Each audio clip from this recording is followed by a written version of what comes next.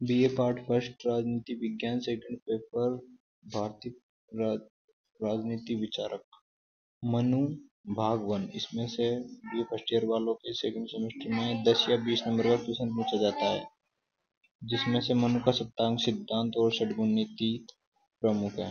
इसके पश्चात मनु उनकी पत्नी शतरूपा ही बची थी। इनके 2 पुत्र और 3 पुत्रियां थीं। प्रथम पुत्र प्रियव्रत वंश में ऋषभदेव एवं दूसरे भरत थे। अभी जाकर आपको पूरे नंबर मिल पाएंगे। राज्य की उत्पत्ति का दैवीय सिद्धांत। राजा के गुण। मनु ने राजा के कुछ गुण हैं जो बताए हैं। प्रजा रक्षण। राजा अपनी प्रजा का रक्षा करेगा बाह्य किसी भी आक्रमण से, किसी भी दुश्मन राजा से, या फिर जो भी विपत्ति का समय होता है उस समय पर प्रजा की सहायता करेगा। और प्रजा पालन या लोक कल्याण का कार्य राजा। प्रशासनिक व्यवस्था का निर्वाह। प्रशासन की व्यवस्था को संचालित करेगा।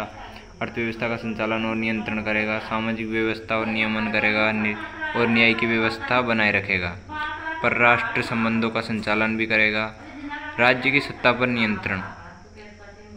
धर्म का नियंत्रण। संस्थागत नियंत्रण। राजा के लिए दंड का विधान। राजा के व्यक्तिगत गुण परीक्षण दिनचर्या।